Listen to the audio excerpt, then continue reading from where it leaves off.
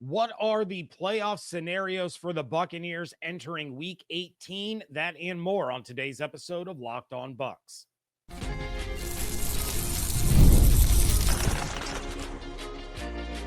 You are Locked On Buccaneers, your daily Tampa Bay Buccaneers podcast. Part of the Locked On Podcast Network, your team every day. What's up, and welcome into this Wednesday episode of Locked On Bucs, your daily podcast covering the Tampa Bay Buccaneers, part of the Locked On Podcast Network, your team every day. I want to thank you for making Locked On Bucs your first listener view every day. Don't forget you can subscribe or follow for free on YouTube or wherever you get your podcasts. And of course, you can follow along on Twitter. I am James Yarcho at JYarcho_Bucs, here with you every Monday through Friday, along with the everydayers. And for that, I want to share my appreciation for your continued support of the show. One of the ways you can support the show is become a Locked On Bucs insider. You're going to get news, rumors, updates, general thoughts, one-on-one conversations with me via text message. Go to joinsubtext.com/LockedOnBucs or click the link in the show notes to become an insider today. You can start the season with a big return on FanDuel. New customers can place a $5 bet, and you're going to get started with $250 in bonus bets if you win your first $5 bet. Visit FanDuel.com to get started. Kicking things off on this New Year's Day episode with the different playoff scenarios and what the Bucs might be facing if they are able to clinch the NFC South. So the easiest way in for the Bucs is simple. We've talked about it since Sunday, and that is beat the Saints. That's it. They control their own destiny. They clinch the NFC South with a win. However, if the Bucs were to lose, they can still clinch the NFC South if Dave Canales and the Carolina Panthers can beat the Falcons in Atlanta. That seems less likely. So the Bucs just need to go ahead and clinch it themselves and make things easier on everyone. However, there are different scenarios in which the Bucs will become either the 3 seed or the 4 seed, depending on other games. So how do the Bucs become the 3 seed? First and foremost, they need to win. They still have to win in this scenario. They cannot clinch the 3 seed if they lose and the Falcons lose. Beyond that, Bucs fans should be rooting for Seattle to win. That is the easiest path. If the Bucs win and the Rams lose, the Bucs will be the 3 seed and host either Green Bay or Washington. If the Rams win, however, the Bucs would once again be the 4 seed, and they would host the loser of the Minnesota Vikings Detroit Lions game Sunday night. That game is wild. The winner of that game is the 1 seed in the NFC and gets a bye. The loser has to go on the road to play a playoff game. Absolute insanity. So they have to win to clinch the division and give themselves a shot at the 3 seed. Now, how do we determine who ends up the 6 and 7 seeds between Washington and Green Bay? Again, this is pretty simple. If Washington beats Dallas, they're the 6 seed. Green Bay is the 7 seed. If Dallas wins, the Packers have to beat the Bears, and then they are the 6 seed and will go on the road to face the 3 seed. That is literally the only way for Green Bay to improve their seeding stock, is with a win of their own as well as a win by the Dallas Cowboys. There's a real strong chance that the Packers win, not just because they're facing the Bears, but also because they're at home. As for Washington, they travel to Dallas after having already lost to the Cowboys 34-26 back in November. Daniels had a rough day throwing 2 interceptions, but the Commanders battled back from a 20-9 deficit, and then they allowed a kick return for a touchdown on the onside kick attempt when the game was 27-26. So that game is far from a certainty. As we've seen, the Cowboys don't care that they didn't make the playoffs. They are still out to win football games, whether they're playing in hopes that Mike McCarthy will return, they're playing for their own pride, they're playing for their own, personal contracts in the future, whatever the case may be. Dallas is not lying down in any situation. Here's the interesting news for Buccaneers fans. It appears that the Los Angeles Rams are going to be resting some of their starters on Sunday against the Seattle Seahawks and not playing for the seeding. They've already clinched and are not willing to risk losing players before the postseason. Jimmy Garoppolo is expected to be the starting quarterback for the Rams on Sunday. This decision may be made in part based on the fact that the Rams lost Tyler Higbee and Jordan Fuller in the final week of 2021. Those were crucial pieces to their team, and losing them in the final week hurt them in the playoffs. McVay said things to the media along the lines of how he's excited to see a heavy workload from Blake Corum and to see Jimmy Garoppolo go play and see what he's capable of doing. This is big for the Bucs, honestly. I'll get into the matchups in a little bit, but it seems as though the Monday night playoff game that the NFL stupidly introduced a few years ago is always the 4-5 seed in the NFC. The Bucs had a Monday night playoff game back-to-back years, losing to the Cowboys, then beating the Eagles last year. That puts whoever wins that game at a severe disadvantage the following week. Whether or not the game stays with the NFC is yet to be determined, but it will be a 4-5 seed game no matter what. No team that has won on the Monday night postseason game has gone on to win the following week. It's shorter rest, and in the playoffs, rest is even more important than the regular season. You have to think in terms of the fact that this is week 19. Making guys play on a short week is asinine. So once again, my little mini soapbox for the moment, the NFL only cares about player safety so much. They care about profits more. Monday night playoff football is huge profits. Seattle lost to the Rams in Seattle earlier this season, 26-20. So while resting starters could put the Rams at a little bit of a disadvantage, that doesn't mean that anything is secured. The Seahawks still have to show up and play because nothing is going to get handed to them. Bucs fans should definitely be cheering for the Seahawks because I would much rather see Tampa play the Packers or the Commanders rather than the Lions or the Vikings. Remember, as I just mentioned, the loser of the Lions-Vikings game goes from 1 seed playoff first round bye to 5 seed road team facing off against the 4 seed, whether that's the Bucs or the Rams. That is a huge difference. You could be getting an extra week of rest. So that Sunday night game, that's exactly why they put it on Sunday night, is because that is by far the most important game in the NFL this week. And I know people are going to talk about we need to redo the seeding, and just because you win your division doesn't mean that you should automatically get a home playoff game. And yet we're having the same debate in the college football playoff, that just because you win your conference doesn't mean you should get an automatic bye and all of this stuff. Regardless, that's the way that it is. You win your division, you get to host a playoff game. Sometimes the NFC South is the weakest division.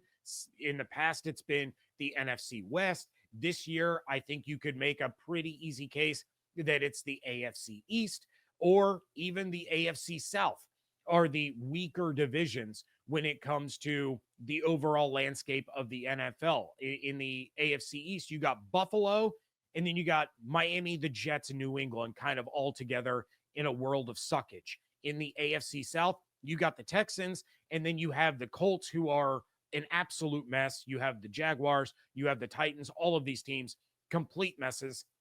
And at least in the AFC South, you have 2 teams battling it out for a playoff spot above 500 in the final week of the season. So there is at least that. It's not a division that's going to be won with a losing record this year. But I'm going to talk about which matchup in the postseason would be the best for the Buccaneers. That is coming up next on today's episode of Locked On Bucs, part of the Locked On Podcast Network, your team every day. The NFL playoffs are almost here, but it's not too late to get in on the regular season action with FanDuel, America's #1 sportsbook, because right now, new customers can finish the season strong with $250 in bonus bets if you win your first $5 bet. FanDuel has so many ways for you to pick up a W. I love betting on which players are going to score touchdowns. I like betting on over-unders. I like betting on spreads. But you can do player props for yards, receptions, touchdowns. More than that, you can place bets on team points for a game, for a half, even for a quarter. The Buccaneers are 13.5-point home favorites over the New Orleans Saints with an over-under of 43.5, and the Bucs are now minus 1,300 to win the NFC South and plus 2,500 to win the Super Bowl, just behind the Green Bay Packers. Visit FanDuel.com to join today. That's FanDuel.com for your chance at $250 in bonus bets if you win your first $5 bet. Make every moment more with FanDuel, an official sportsbook partner of the NFL. Thank you again for making Locked On Bucs your first listener view every day. The new Locked On NFL is here, and it's 2 shows every day. You got the Madman Tyler Rowland kicking off your morning. Then you can swing by the barbershop with Tony Wiggins for some real NFL talk. You add in the Locked On local experts, and you get unprecedented NFL insight, hot opinions, detailed breakdowns, all in 30 minutes. It's the new Locked On NFL, and it's twice a day. So make it your second listen at the new Locked On NFL on YouTube or wherever you get your podcasts. So what matchup is best for the Bucs? And I realize this is a little bit of putting the cart before the horse because the Bucs have not clinched the division yet. They have not clinched a playoff spot yet. But I've had a lot of people, especially the insiders, texting and saying, hey, which matchup would you like to see the Bucs have in the postseason? I believe they're going to beat the Saints. I think most people believe they're going to beat the Saints. They're 13.5-point favorites for a reason. So let's take a look at it so that you guys kind of have a rooting interest outside of the Bucs game this weekend. I can say right now, a matchup with the Lions or Vikings is not what you want to see if you're a Bucs fan. Yes, I know that the Bucs beat the Lions back in week 2, and they did it without Kalijah Kancey. They did it without Antoine Winfield Jr., but they also did it with Chris Godwin. He absolutely dominated the Lions. He had 7 receptions for 117 yards and a touchdown in that game. Baker only threw for 185, and 117 of it went to Chris Godwin. The Bucs offense, for as explosive and great as it has been, they have not been able to replicate the success of the slot position since Godwin went down. So that's an immediate difference since the first meeting between the Bucs and Lions. Not to mention, the Lions have lost 1 game since that week 2 matchup. They rattled off 10 straight wins after falling to the Bucs, and they only scored 16 points in that game. That's their lowest of the season. Even in the game that they lost to Buffalo, they scored 42. This is an offensive machine that the Bucs defense would probably have a lot more trouble with the second time around. As far as the Vikings are concerned, first off, what a great story Sam Darnold is this season. At one point, he and Baker were teammates in Carolina. They are now 3rd and 4th in the NFL in passing yards, 2nd and 5th in passing touchdowns, and 2nd and 9th in completion percentage. That's awesome. Also, it's hilarious to come at the expense of the Carolina Panthers and what might have been. Granted, I think Bryce Young has looked phenomenal since he came off the bench when Andy Dalton was in the car accident and all that, but he looks like a completely different quarterback. So the Vikings are 12th in total offense. They're 5th in passing offense, 19th in rushing offense, but they're 9th in scoring offense at 26.4 points per game. Defensively, they're pretty much middle of the pack. Their passing defense is towards the bottom of the league. They allow just under a yard more per game a yard less per game than the Buccaneers. However, they bend and don't break. The Vikings are 4th in the NFL in scoring defense. They allow just 18.8 points per game. They trail the Chargers, who the Bucs hung 40 on, the Chiefs, who the Bucs scored 24 on, and the Eagles, who the Bucs scored 33 against. The biggest difference between the Bucs and the Vikings is the turnovers. The Bucs have a -4 turnover differential this season. The Vikings are 7th in the league at +10. Their defense is extremely opportunistic. They have 22 interceptions and 9 fumble recoveries, while the offense just really hasn't turned the ball over. 12 interceptions, 9 fumbles. On the flip side, the Bucs have 7 interceptions and 11 fumble recoveries, but Baker's thrown 15 interceptions, and the team as a whole has lost 7 fumbles. That's where that matchup would be won. And the Bucs have not won very many turnover battles this season. They've been able to overcome turnovers on occasion, but in the playoffs, that's going to be really, really hard to do. As for the Commanders and Packers, which seems like the more likely matchup, given what the Rams are about to do, again, you got to hope for a Seahawks win. But I think the better matchup for the Bucs is the Packers. Jordan Love has been good this year, but nowhere near what he was last season. In 14 games played, he has 25 touchdowns and 11 interceptions. He's only been sacked 14 times, which is outstanding. That's one per game on average. But the offense has been going through Josh Jacobs. The Packers don't have the receiving threat that they used to that can take over games. Jaden Reed has flashes, but he has disappearing acts. Romeo Doubs has taken a little bit of a step back. Christian Watson hasn't been able to beat out Zion McCollum going all the way back to their college days. Defensively, here's where it gets interesting. The Packers are allowing just 100 yards per game on the ground and giving up 4 yards per carry this season, just 3.5 yards per carry in their last 3 games. That sounds like a pretty good run defense, right? It's a step up from last year where they allowed 4.5 yards per carry. But here's what happens when you look a little bit deeper. The running backs that they've gone against those last 3 weeks when they've allowed 3.5 yards per carry, Aaron Jones, Kendry Miller, and Zach Charbonnet. None of those guys are doing what Bucky Irving is doing this year. None of them are even in the same stratosphere as Bucky Irving. Against top-level running backs, here's how the Packers defense has performed. Saquon Barkley in week 1, 109 yards and 2 touchdowns. Jonathan Taylor, 103 yards. Kyron Williams, 102 yards and a touchdown. Joe Mixon, 115 yards and 2 touchdowns. David Montgomery and Jahmyr Gibbs, I'm going to combine them because that's about as even of a split as you're going to get as far as running back by committee across the league. Montgomery had 73 yards. Gibbs had 65 and a touchdown. So the stats are a bit skewed when you're talking about a team that faced running backs like Kendry Miller, Tony Pollard, Aaron Jones twice. Even when they faced the Cardinals, they got Benson instead of James Conner.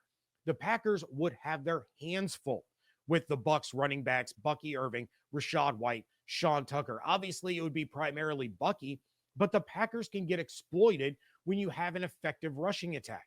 They faced one team all season that's in the top 5 in rushing, and that was the Eagles in week 1. Barkley had over 100, and the Eagles as a team had 144. The Packers lost. If they faced the Bucs, that would be just the second team in the top 5 in the NFL in rushing that they would have taken on all season. I know the Bucs beat Washington once already, but this is a very different Commanders team than the one that came into Tampa in week 1. I'm not saying that the Bucs can't beat them, but Jaden Daniels has been absolutely incredible. He's been a completely different quarterback since that opening week matchup. They aren't going to hold him to 184 yards passing again. And I mean, come on, he had 88 yards and 2 touchdowns on the ground in the first meeting. Now, the Commanders have benefited from a weak schedule. They have 3 wins against teams over 500, the Eagles, the Falcons, and the Bengals. That doesn't mean that they aren't a good team. The same can honestly be said about the Bucs. They're in the position that they are because they had a favorable second half of the season schedule where they faced one team that was above 500 and they beat the brakes off of them before blowing it against the Cowboys. The Commanders would have an interesting and rare opportunity to get a win on the same field where they lost their first game with their rookie quarterback. And Terry McLaurin, he's absolutely exploded since about a month into the season. You might have Austin Eckler back joining a solid rushing attack with Brian Robinson Jr. and former Buccaneer Jeremy McNichols. I told you at the top of the show that you should root for the Seahawks to win so that the Bucs get the 3 seed. You should also root for the Cowboys to beat the Commanders so that the Bucs have a shot at hosting the Packers rather than seeing Jaden Daniels come to town. With all of that said, I think the Commanders beat the Cowboys. I think the Bucs beat the Saints. I think the Seahawks beat the Rams. So if they do have to face Washington in the first round, that would mean that they would face the NFL's 3 worst rushing defenses in yards per carry allowed in 3 consecutive weeks. You had Carolina last week allowing 5.1 yards per carry on the season. The Saints this week allowing 4.9 yards per carry. And then the Commanders in the first round of the playoffs allowing 4.8 yards per carry. So no matter what, I would much rather the Bucs host the Commanders or the Packers rather than the Lions or the Vikings. And the only way that that gets accomplished is with a Bucs win and a Rams loss. So those are the 2 games that you need to worry about the most if you're concerned about the first round of the postseason. But what else should you be aware of this Sunday against the Saints? That is coming up next on today's episode of Locked On Bucs.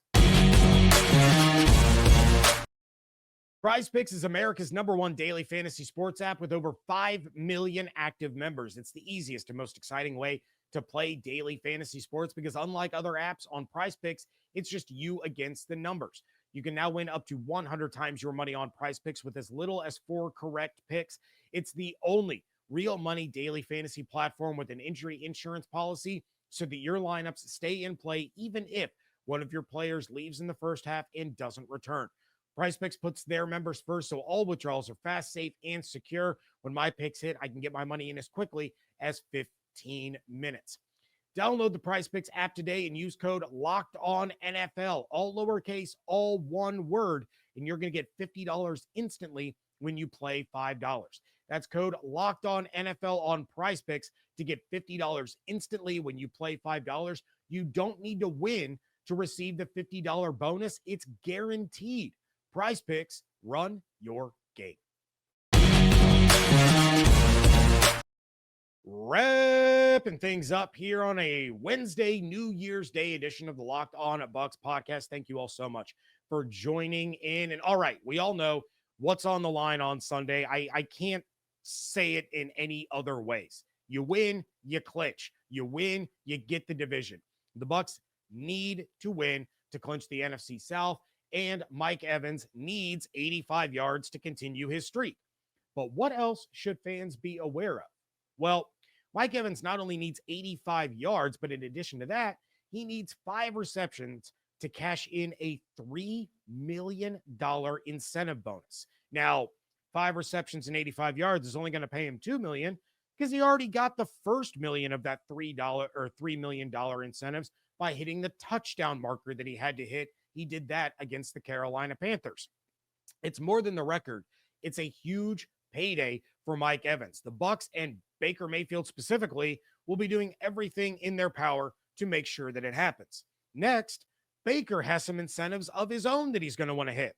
He gets a $500,000 bonus for finishing in the top 10 in each of these categories: passer rating, touchdown passes, passing yards, completion percentage, and yards per average. He is currently top 5 in all of those categories. So he's looking for a $2.5 million payday. But what about the Saints? And this is where it gets interesting. What are they playing for? Other than the ability to ruin the Bucs season and end their chance at a 4th straight division title, they're playing for essentially draft position for a coach that isn't even there yet. A lot of people forget that the Saints fired their head coach because it happened so early in the season, but they're going to be searching for somebody new to take over that franchise. Maybe they're playing to get themselves in line to draft a new quarterback because Derek Carr ain't it, and neither is Spencer Rattler. But maybe these players are playing for themselves. They have their own incentives that they want to hit. So what would a win cost the Saints on Sunday? The Saints currently hold the 10th pick in the draft, sitting at 5-11. Now, ahead of them is a 5-way tie at 4-12 for picks 5 through 9. That would be in order: Jacksonville, Carolina, the Jets, Las Vegas, and Chicago. Carolina very well could wind up beating Atlanta. Then you have Jacksonville at Indy, Chicago at Green Bay, Vegas at home against the Chargers, and the Jets hosting Miami, who is benching starters. So the Jets might actually end up winning that game. At best, the Saints probably move up to the 8th pick with a loss to the Buccaneers. With a win, they could very well stay at 10, or they'll dip below the 49ers, depending on who wins between them and the Arizona Cardinals. but that's as low as they're going to drop. The Saints are kind of in no man's land in terms of where they could potentially pick. It's a 4-pick range between pick 8 and pick 11, unless there's some sort of crazy major upset in those other games that I mentioned of teams ahead of the Saints in the draft order. So New Orleans could honestly go all out to win this game and end the season on a high note. They were the ones that won the division year after year after year. And there are plenty of guys on that team that were part of the Drew Brees era. They don't want the Bucs to all of a sudden start closing in on the kind of streaks that they had. If the Bucs win this game, they will tie the New Orleans Saints for the most consecutive division titles in the history of the NFC South. The Saints won 4 in a row from 2017 to 2020. The Panthers won it 3 times in a row from 2013 to 2015. Other than that, no other team has even won the division back-to-back years. This would also tie the Saints, or it would, for the Bucs, it would tie the Saints for the most total NFC South titles at 7. The Bucs won in 2002, 2005, 2007, then 21 through 23 for a total of 6. The Saints won in 2006, 2009, 2011, then 2017 through 2020, giving them a grand total of 7. There's a lot of pride on that side of this matchup. And Saints fans can talk all they want about how they only care about the Atlanta Falcons and that's their only true rival, and how the Panthers and the Bucs don't matter, and yada, yada, yada, all that nonsense. But do you think, honestly, that it won't get under the skin of those Saints players that all they accomplished with Drew Brees is being evaporated by the combination of Tom Brady and Baker Mayfield? The consecutive division titles, the Super Bowl ring, the explosive offense now, all of it. Cam Jordan had his little, oh, they'll go back to where they were comment. And now he just keeps getting beat by the Buccaneers. Like it or not, I think this game really means something to those players, and they aren't going to care about where the team drafts. That's not the concern of the players. They want to win. They want to play for this team next year, or maybe they want to improve their free agent standing and sign somewhere else, and they're not going to be able to get more money if they don't play well. They want to ruin someone else's chance to go to the postseason because they're not going there themselves. You can talk all you want about how the Falcons are their only rival and they would rather lose to the Bucs so that the Falcons don't get in than actually winning this game. And I say that it's a load of crap. Just like with the Cowboys a couple of weeks ago, they were eliminated from the playoffs that day, and they played like they were fighting for the number 1 seed. The Saints do not want to lose to the Buccaneers. They don't. It gets under their skin so much that not only are they losing to the Bucs all of a sudden, but they lost to the Bucs in the playoffs in their own house and then had to watch that team hoist a Lombardi. That Tom Brady was on the team for 1 year and got as many Super Bowl rings as Drew Brees did in his entire tenure with the New Orleans Saints. That eats at them. Now you're watching the Bucs offense be every bit as explosive as the Saints offense ever was.